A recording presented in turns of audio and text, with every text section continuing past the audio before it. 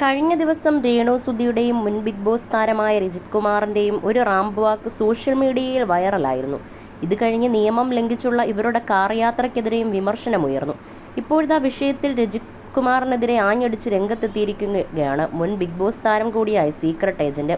തൻ്റെ യൂട്യൂബ് ചാനലിലൂടെയാണ് സായി പറഞ്ഞ വാക്കുകൾ ഇങ്ങനെ. രജിത് കുമാർ രേണു സുധിയെ ഉപദേശിക്കുന്ന വീഡിയോ കഴിഞ്ഞ ദിവസം എല്ലാവരും കണ്ടതാണ്. നീയും ദാസേട്ടനും എന്തു വേണമെങ്കിലും കാണിച്ചു കൂട്ടിക്കോ, അവസാനം അയാൾ തുള്ളിച്ചാടി അങ്ങ് പോകും, നീ പെട്ടുപോകുമെന്നൊക്കെയാണ് അദ്ദേഹം പറഞ്ഞത്. നിന്നെ വിറ്റ് കാശാക്കുന്ന സോഷ്യൽ മീഡിയക്കാരെ ശ്രദ്ധിക്കണമെന്നാണ് ഇയാൾ ഡയലോഗ് അടിച്ചിരുന്നത്. ഇപ്പോൾ അതേ സോഷ്യൽ മീഡിയക്കാരുടെ മുന്നിലാണ് ഇയാൾ കുൽസിത വർത്താനം പറഞ്ഞത്. സോഷ്യൽ മീഡിയക്കാർ ഡബിൾ മീനിങ് ഉള്ള ചോദ്യം ചോദിക്കും. രേണു സുധി നിലനിൽപ്പിന് വേണ്ടി ചിലതിന് മറുപടി കൊടുക്കും.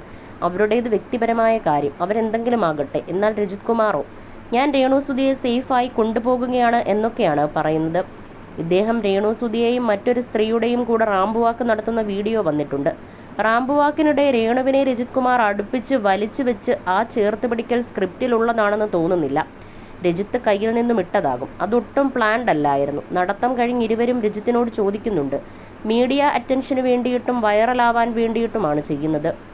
അയാൾക്ക് മനസ്സിലായി രേണു സുധി അത്യാവശ്യം വ്യൂവർഷിപ്പുള്ള മെറ്റീരിയലാണെന്ന്. വ്യൂസ് കിട്ടാനും വൈറലാവാനും രേണു സുധി ഓക്കെയാണെന്ന് ഇയാൾ തിരിച്ചറിഞ്ഞു. അതുകൊണ്ട് തന്നെ ഇയാൾ കൃത്യസമയത്ത് പിച്ച് ചെയ്തു. അങ്ങനെയുള്ള ആൾ എന്തിനാണ് അന്ന് സദാചാരം പറയുന്നത്? അന്ന് രേണു ഭയങ്കര ഹേറ്റ് കിട്ടി നിൽക്കുന്ന സമയമാണ്. ദാസേട്ടൻ കോഴിക്കോടുമായി വീഡിയോ ചെയ്ത് നിൽക്കുന്ന സമയം. സോഷ്യൽ മീഡിയയിൽ നിനക്ക് നെഗറ്റീവ് ഉണ്ടാകും എന്നൊക്കെയുള്ള വിമർശനമുയർത്തി. സോഷ്യൽ മീഡിയയിൽ ആളുകൾ പറയുന്ന അതേ സാധനം പറഞ്ഞ് ഓൺലൈൻ മീഡിയയ്ക്ക് മുന്നിൽ ആളാകാനുള്ള ശ്രമമാണ് നടത്തിയത്. അത് നടന്നില്ല, ഒത്തില്ല എന്ന സമയത്താണ് ഇപ്പോൾ ഇങ്ങനെ പറയുന്നത്. രജിത് കുമാർ ആനക്കുറുക്കനാണ്. ഇത് ബിഗ് ബോസിലും കണ്ടതാണ്. രേണുവിൻ്റെ റീച്ച് തിരിച്ചറിഞ്ഞാണ് ഇങ്ങനെയൊക്കെ ചെയ്യുന്നത്. രേണുവുമായി കാറിൽ പോകുന്ന സമയത്ത് മുൻ സീറ്റിൽ 2 പേരെ ഇരുത്തി സീറ്റ് ബെൽറ്റ് ഇട്ടിരിക്കുന്ന വീഡിയോയിലും സായി രജിത്തിനെ വിമർശിച്ചു. ഞാൻ നിയമത്തെ വെല്ലുവിളിക്കില്ലെന്ന് പറഞ്ഞ മിസ്റ്റർ ക്ലീനായി പറഞ്ഞു വെച്ചിരുന്ന മനുഷ്യനാണ് ഇപ്പോൾ ഇങ്ങനെ ഇരിക്കുന്നത്. ആ വീഡിയോയ്ക്ക് താഴെ എവിടെ ടാഗ് ചെയ്ത് നിരവധി കമൻറ്റുകളുണ്ട്. കഴിഞ്ഞ ദിവസം ഒരു അഭിമുഖത്തിനിടെ തൻ്റെ സദാചാര വാദങ്ങളെ രജിത് കുമാർ ന്യായീകരിച്ചിരുന്നു.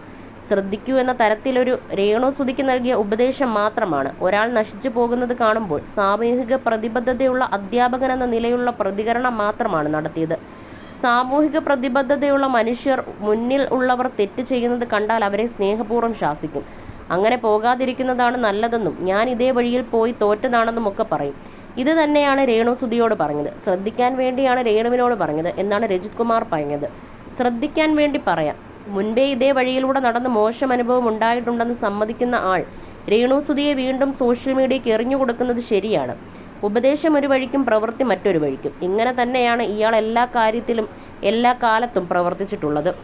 മുൻപ് തനിക്ക് പണത്തോട് താല്പര്യമില്ലെന്ന് ഇയാൾ പറഞ്ഞിരുന്നു. 2.5 ലക്ഷം ശമ്പളം വാങ്ങി വലിയ തുക പെൻഷനും ലഭിക്കുന്ന കോളേജ് അധ്യാപിക ജോലി വിട്ടാണ് താൻ അമ്മയ്ക്കൊപ്പം ജീവിച്ചു തുടങ്ങിയത്. പെറ്റമ്മയുടെ കാലിനടിയിലാണ് സ്വർഗമെന്ന് മനസ്സിലാക്കിയാണ് ഞാൻ ജോലി ഉപേക്ഷിച്ച് അമ്മയ്ക്കൊപ്പം താമസിച്ചു തുടങ്ങിയത്. 3 കോടിയോളം രൂപ കിട്ടാൻ സാധ്യതയുള്ള ഞാൻ അതുപേക്ഷിച്ച് ബിഗ് ബോസിന്റെ 30 ലക്ഷമൊക്കെ നേടി എന്തുണ്ടാക്കാനാണ്?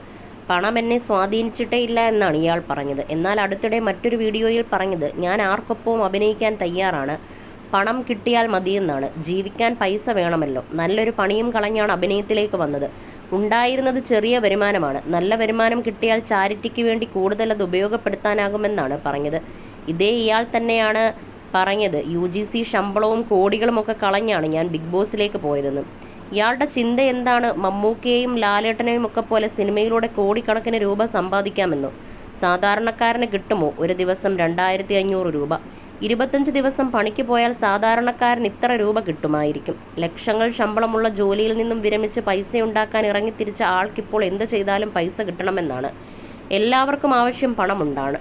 അത് ഉണ്ടാക്കുന്ന മാർഗം വ്യക്തികൾക്കനുസരിച്ച് വ്യത്യാസപ്പെട്ടിരിക്കും. ഇതൊക്കെ ഞാൻ ഇപ്പോൾ പറഞ്ഞത്. ഇയാളുടെ രീതി ഇങ്ങനെയാണ്.